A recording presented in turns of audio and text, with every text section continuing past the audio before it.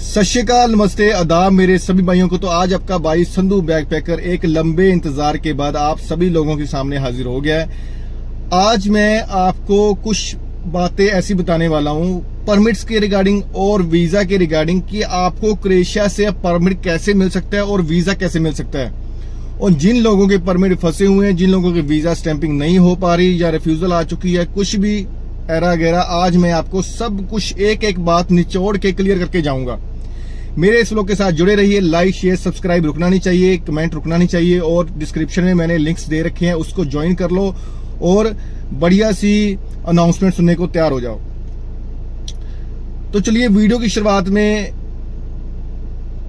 जो टैक्टिक्स हैं कि परमिट कैसे लेना है और वीजा कैसे लेना है वो मैं आपको बाद में बताऊंगा। पहले ये बात सुन लो, जिन लोगों के वीजा रिफ्यूज हुए हैं, कम से कम मेरे ख्याल से अगर 100% लोगों ने वीजा और परमिट अप्लाई किए हैं तो 90% लोगों के वीजा रिजेक्ट हुए हैं और 90% लोगों के परमिट नहीं आए।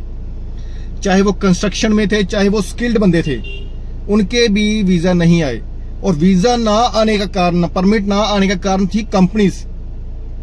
बहुत सारे नए बंदों ने, चलो मान लो नेपाली है, बांग्लादेशी, इंडियन, पाकिस्तानी, कुछ भी है, इनको लगा यार उस पे परमिट में बहुत फायदा है, यार वीजा में बहुत फायदा है, अच्छे खासे पैसे बन जाते हैं, क्यों ना एक कंपनी खरीदी जाए।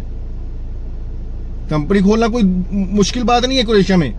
अगर आपके पास इन्वेस्टमेंट के लिए पैसा है तो आपके लिए कोई मुश्किल वाली बात नहीं है, आप कंपनी खोल सकते हो। उस कंपनी में परमिट भी लोगों के अप्लाई कर सकते हो, वीजा ले सकते थे। अब इस पे आते हैं, उस नई कंपनी पे वीजा ले सकते थे, वो पिछले साल की बात है, वो 2024 की बात है। 2024 में वीजा ले सकते थे आप, अब नहीं। अब गवर्नमेंट, जो क्रोएशियन गवर्नमेंट है, क्रोएशिया गवर्नमेंट इस चीजों पे खास तौर पे ध्यान दिया है कि इन नई कंपनियों ने 2024 में सबसे ज्यादा बंदे बुलाए और उनको काम पे भी नहीं रखा, उनको टीआरसी कार्ड बनवा के दिया और वो काम से भाग गए। सबसे ज्यादा जो बंदे वो भागे हैं वो नई कंपनियों के भागे हैं। जो पुरानी कंपनियां थी उनमें क्या था कि पैसा भी मिल रहा था, काम भी अच्छा था, तो बंदा भागेगा क्यों? क्रोएशिया से वही बंदा भागता है जिसको काम नहीं मिलता। तो नई कंपनियों में काम तो था नहीं। अगर मान लो इन्होंने क्या किया कि बंदे बुला लिए, यहाँ पे बंदों को ना तो टीआरसी दिया, बंदों को कहा कि जाओ जहां मर्जी काम ढूंढो, हम तुम्हें कुछ नहीं करके देंगे। जहां टीआरसी के फिंगर करवा दिए फिर भी बोला चले जाओ। क्यों ऐसा किया नई कंपनियों ने? क्योंकि इनको लालच था कि इंडिया से और बंदे बुलाएंगे या एशिया कंट्रियों से और बंदे बुलाएंगे, हमें और ज्यादा पैसा मिलेगा। अगर कोई हमारा बंदा एक भाग रहा है, उसकी रिप्लेसमेंट के लिए हम परमिट डाल सकते हैं। अगर 10 बंदे भागे तो 10 बंदों से पैसा कमा लिया, 50 लाख कमा लिया, और नए 10 बंदों की रिप्लेसमेंट के लिए हम परमिट डाल देंगे क्रोएशिया पुलिस स्टेशन में। तो फिर वो 10 बंदे नहीं आएंगे, उनको फिर भगा देंगे। ऐसा करके इन्होंने 2024 में खूब पैसा कमाया, बहुत मजे लिए। अब इन चीजों का खास तौर पे ध्यान तो रखना ही था क्रोएशिया गवर्नमेंट ने, तो उन्होंने इन नई कंपनियों पर शिकंजा कसा और ये कंपनियां होगी बंद, होगी ब्लैक लिस्टेड। और गवर्नमेंट उन कंपनियों पे विश्वास नहीं कर रही जो 1 साल पुरानी है। सभी कंपनियों की प्रॉपर तरीके से इन्वेस्टिगेशन चल रही है, किसने कितनी गड़बड़ की है। बहुत सारे लोग पकड़े भी गए हैं इस काम में, बहुत सारे लोग डिपोर्ट भी हुए हैं। आपको इतने कोई बारीकी से कोई नॉलेज नहीं देगा, क्योंकि इतनी सच बोलने की किसी में हिम्मत ही नहीं है। बहुत सारे लोग डिपोर्ट किए गए हैं। अभी तो ये छोड़ो कि लात घूसे मारकर नहीं डिपोर्ट किया, कोई वीडियो नहीं डाला गया, पर बेइज्जती बहुत हुआ है, ये तो मानने वाली बात है। जो बंदे थे ना पहले क्रोएशिया में बैठे थे, अब वो इंडिया में बैठ के व्लॉग बना रहे हैं, तो भाई वो डिपोर्ट हो गए आए हैं। तो इस चीज का खास तौर पे ध्यान रखो। कोई नहीं, कोई दिक्कत वाली बात नहीं है, रिफ्यूजल आ गया कोई दिक्कत नहीं है, परमिट नहीं आ रहा कोई दिक्कत वाली बात नहीं है। अब आपको जो मैं टैक्टिक बताऊंगा आपको उस हिसाब से चलना है। मैं इतना बोलता हूं, अगर आप आज मेरा ये व्लॉग सुन के, आज मेरा व्लॉग शेयर कर दोगे उस बंदे के पास, उस बंदे के पास मेरा व्लॉग शेयर कर दोगे जिसका परमिट नहीं है, जिसकी रिफ्यूजल आ चुकी है, या कुछ भी ऐसा हुआ उसके साथ, तो उसका बहुत बड़ा फायदा होने वाला है आज का व्लॉग सुन के। देखो, अब आने वाला है सीजनल परमिट। सीजनल परमिट तो सभी को पता भी चल गया होगा कि आने वाला है, पर टैक्टिक्स कैसे लगाने हैं, ट्रिक कैसे लगानी है कि परमिट भी आए और वीजा भी आए। अब ट्रिक मैं बताऊंगा, उसको ध्यान से सुनना। अब किसी की बात, अब सब कुछ साइलेंट कर दो, ठीक है। ट्रिक कैसे है कि सितंबर मंथ से स्टार्ट होने वाली है इंटरव्यू, 6 मंथ की, 9 मंथ की और 12 मंथ की, 3 तरीके के परमिट इशू होने वाले हैं। आपको क्या करना है, सितंबर और अक्टूबर में जो इंटरव्यू स्टार्ट होने वाली, इंटरव्यू पक्का होगी, आपने उस कंपनी को ही परमिट, उस कंपनी का ही परमिट इशू करवाना है जिसकी इंटरव्यू हो रही है। इंटरव्यू की तैयारी बेसिक से क्वेश्चन है, कोई दिक्कत वाली बात नहीं है। Name, city, tell me about yourself, इतना एरा गैरा ही पूछना उन्होंने कि जितना आपको आता है। Why do you want to come to Croatia, Croatia आने के बाद आप भाग तो नहीं जाओगे, इतना ही पूछना है बस। किचन हेल्पर में जाना है, क्लीनर में जाना है, शेफ में जाना है, पिज्जा मेकर जाना है, बारटेंडर में जाना है, लॉन्ड्री पर्सन के लिए जाना है, जिसके लिए जाना है इंटरव्यू तैयार कर लो, कोई बात नहीं, वो सब कुछ मैं प्रोवाइड कर दूंगा अगर आपको नहीं आ रहा तो।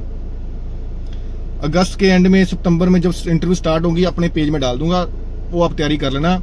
तैयारी सिर्फ 5 मिनट में हो जाएगी। इंटरव्यू देनी है आराम से, सितंबर अक्टूबर में इंटरव्यू स्टार्ट होगी।